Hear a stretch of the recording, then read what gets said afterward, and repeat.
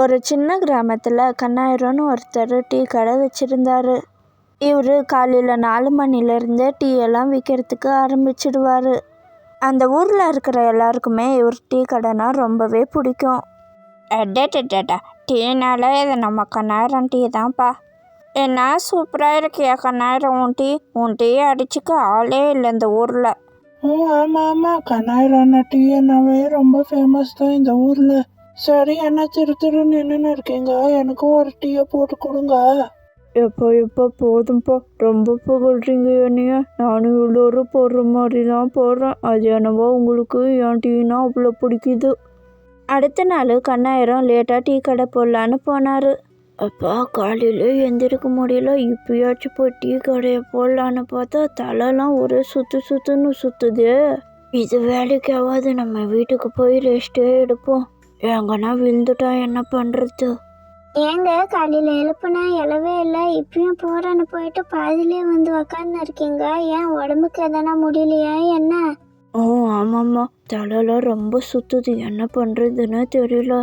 அதான் இன்னைக்கு கடைக்கு லீவ் விட்டுட்டா ரெஸ்ட் எடுக்கலான்னு வந்துட்டோம்மா. ஏங்க உங்களுக்கு ஜுரம் அடிக்குதுன்னு நினைக்கிறேன். பாருங்க, வாய்ஸ் எல்லாம் சேஞ்ச் ஆகிட்டு இருக்கு, கண்ணெல்லாம் உள்ளே போயிட்டு இருக்கு.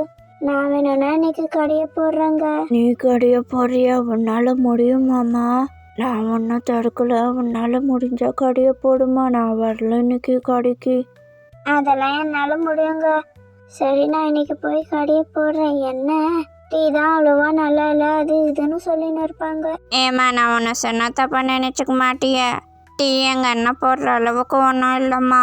எங்கள் அண்ணன் எங்கள் அம்மா போயிட்டாரு, அவரை வந்து டீ போட சொல்லுமா.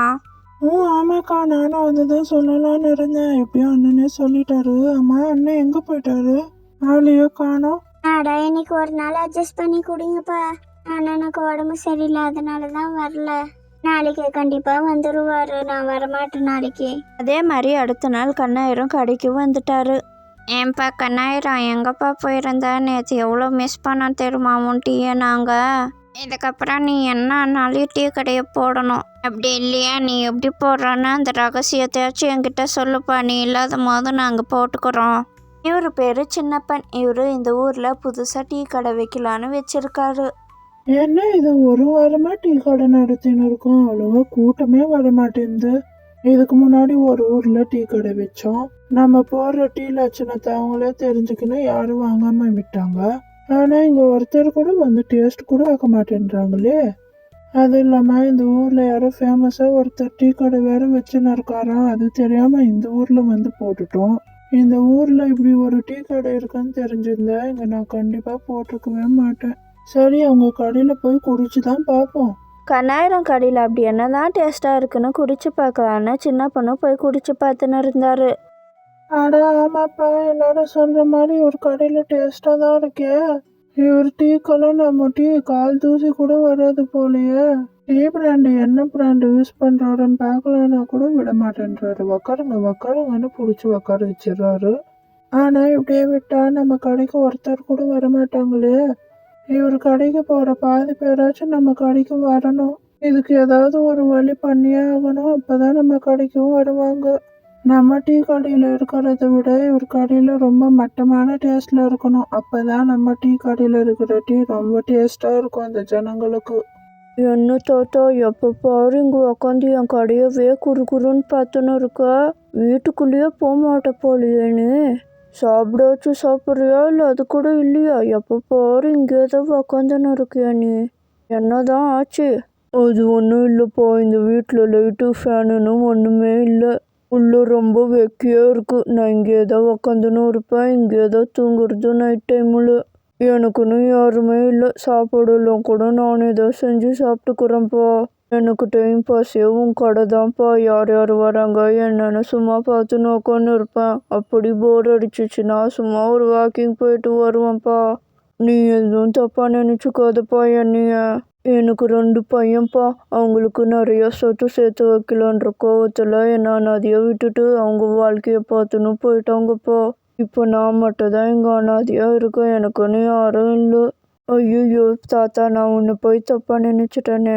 நான் உனக்கு டெய்லியும் ஒரு டீ கொடுக்குறேன் தாத்தா. நான் அவ்வளோ பெரிய பணக்காரன் இல்லை, ஃபேன் வாங்கி மாட்டுற அளவெல்லாம்.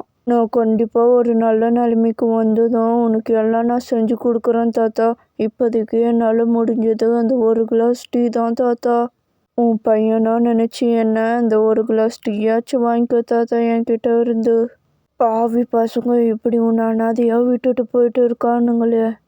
அப்படியே இருக்கட்டும்ப்பா, அவனுக்கு போய் பல வருஷம் ஆகுது. நான் அனாதையாக தான் இருக்கேன். அதெல்லாம் எனக்கு ஒரு பிரச்சனையே இல்லை. நீ அந்த ஒரு கிளாஸ் டீ கொடுக்குறேன்னு சொன்னியே, அதுக்கே ரொம்ப நன்றிப்பா. அதை குடிச்சிட்டாலே அன்னைக்கு ஃபுல்லாக எனக்கு வயிறு பசி எடுக்காது. எனக்கு அதே போதும்ப்பா. சோ, இந்த பால் அப்பயே காய்ச்சிருந்தா என்னத்துக்கு கொதிச்சுன்னு இருந்திருக்கும். சரி, சீக்கிரமா இந்த பாலை காய்ச்சிட்டு வீட்டுக்கு போய் சாப்பிட்டுட்டு ஒரு குட்டி தூக்கத்தை போட்டுற வேண்டியதுதான். அவள் வேற இன்னும் சாப்பிடாம வெயிட் பண்ணின்னு இருப்பா. சீக்கிரமா போகணும். நைட்டு ஒரு 11 மணிக்கு அந்த பாலெல்லாம் காய்ச்சி வச்சுட்டு அவரும் வீட்டுக்கு போயிட்டாரு. அடுத்த நாள் காலையில் ஒரு 4 மணிக்கே வந்து டீ போடணுன்றதுனால நைட்டே காய்ச்சி வச்சுட்டாரு. சின்னப்பா வந்து அந்த பாலில் நிறைய தண்ணி கலந்துட்டு அந்த சர்க்கரையில் உப்பு கலந்து வச்சுட்டு போயிட்டாரு. கண்ணாயிரமும் இதை நோட் பண்ணாமல் அடுத்த நாள் எல்லாருக்கும் டீ போட்டு கொடுத்தாரு. ஐயா, என்னப்பா கண்ணாயிரம், உன் டீ இன்னைக்கு இவ்வளோ கேவலமாக இருக்கு. சுடு தண்ணியில் என்னவோ உப்பு போட்டு கொடுத்த மாதிரி இருக்குப்பா உன் டீ இன்னைக்கு. சுத்தமாக நல்லாவே இல்லை உன் டீ. இன்னைக்கு நீயே வேணா கூட டேஸ்ட் பண்ணி பாரு. நான் ஒன்றும் போய் சொல்லலை. இல்லை இருக்கிறவங்க எல்லார்கிட்டையும் கேட்டு கூட பாருப்பா. கண்ணாயிரமும் டேஸ்ட் பண்ணி பார்த்தாரு. அடோ ஆமாப்பா, என்ன இது இன்னைக்கு இப்படி இருக்கு? நான் எப்பயும் போடுற மாதிரி தான் இன்னைக்கும் டீயும் போட்டேன். சுடு தண்ணியில் உப்பு சர்க்கரையும் போட்டு குடிச்ச மாதிரி இருக்கேன் இன்னைக்கு. இரு சர்க்கரையை செக் பண்ணி பார்க்குறேன். அட ஆமாப்பா, இந்த சர்க்கரையில் யாரோ உப்பு கலக்கி வச்சுருக்காங்க. இது வேணும்னே யாரோ பண்ணியிருக்காங்க. இப்பயே பஞ்சாயத்து தலைவரை கூப்பிட்டு இதுக்கு ஒரு நியாயம் கேட்டே ஆகணும். ஏன்ப்பா நீ ஊர் மக்கள் எல்லாம் போய் கூட்டணும் அப்போ. இங்க பாருங்கப்பா, யாரோ வேணும்னே நம்ம கனாயிரத்தோட டீ கடையில உப்பெல்லாம் போட்டு வச்சிருக்காங்க. அது யாருன்னு தெரியல. அதுல உப்பு தண்ணி எல்லாம் போட்டது யாருன்னு எங்களுக்கு தெரியல. ஆனா இந்த கூட்டத்துல தான் இருக்கீங்கன்னா நல்லா தெரியும் எங்களுக்கு. யாரு போட்டதுன்னு நீங்களே ஒத்துக்கோங்க. நீங்களே ஒத்துக்குனா தண்டனை கம்மி. நாங்களே கண்டுபிடிச்சோன்னா அதுக்கப்புறம் என்ன நடக்கும்னே தெரியாது, பார்த்துக்கோங்க. நான் திரும்பவும் சொல்றேன், நீங்களே ஒத்துக்கோங்க. அதுக்கப்புறம் நடக்கிறதே வேற. ஏன்பா எனக்கு யாருன்னு தெரியும். நானும் ஒரு 5 நிமிஷம் டைம் தரேன். அதுக்குள்ளே சொன்னாங்கன்னா நான் விட்டுறேன். இல்லைன்னா நான் உண்மையை போட்டு உடச்சிடுவேன். பாருப்பா, 5 நிமிஷம் ஆயிடுச்சு. இன்னும் யாருன்னு உண்மையை ஒத்துக்கல. இந்த வேலையை பண்ணது இங்கே நின்றுன்னு இருக்கானே இந்த சின்னப்பன் தான். என் வீடு கண்ணாயிரம் கடைக்கிட்ட தான் இருக்கு. எல்லோருக்குமே தெரியும் நான் எப்பயுமே வெளியே தான் உக்காந்துன்னு இருப்பேன்னு. நேற்று கூட தான் உக்காந்துன்னு இருந்தேன். இந்த பாவி தான் வந்து என்னென்னவோ கலக்கி விட்டுன்னு இருந்தான். எழுந்து போய் கேட்டா என்னை அடிச்சிடுவானோன்னு எனக்கு ரொம்ப பயமாக இருந்துச்சு. அதனால தான் நான் சும்மா இருந்துட்டேன். அவன் தான் காரணம். அவனை விசாரிச்சு பாருங்க எது பண்ணும். ஏன்பா சின்னப்பா இங்க வா. அப்போ நீ தான் இதுக்கெல்லாம் காரணமா? நாங்க அப்பயே கேட்டோம்தான். நான் ஒழுங்கா ஒத்துன்னு இருந்திருந்தா ஆயிருக்கோம்ல. நீ ஏன் ஒத்துன்னு இருந்திருந்தா கூட நாங்க மன்னிச்சு விட்டுருப்போம். நாங்களே கண்டுபிடிச்சதுனால உனக்கு சரியான தண்டனை இருக்கு. இனிமே நீ இந்த ஊர்ல தொழிலே பண்ணக்கூடாது. அப்படி மீறி பண்ணனா வேற எந்த ஊர்லயுமே நீ தொழில் பண்ணாத மாதிரி செஞ்சு விட்டுருவோம், பார்த்துக்கோ. இந்த ஊர் மக்களுக்கும் ஒன்று சொல்றேன்னு நல்லா கேட்டுக்கோங்க. இதுக்கப்புறம் இவன்கிட்ட பேசுறதோ பழகுறதோ எதுவும் வச்சுக்க கூடாது. அதுக்கப்புறம் அந்த சின்னப்பன் ஊரை விட்டு வேறு ஊருக்கு போயிட்டாரு. இந்த வீடியோ எப்படி இருந்துச்சுன்னு மறக்காமல் கமெண்ட்டில் சொல்லுங்கள் ஃப்ரெண்ட்ஸ். லைக் ஷேர் சப்ஸ்கிரைப் பண்ணிக்கோங்க. அடுத்த வீடியோவில் பார்ப்போம். பாய்.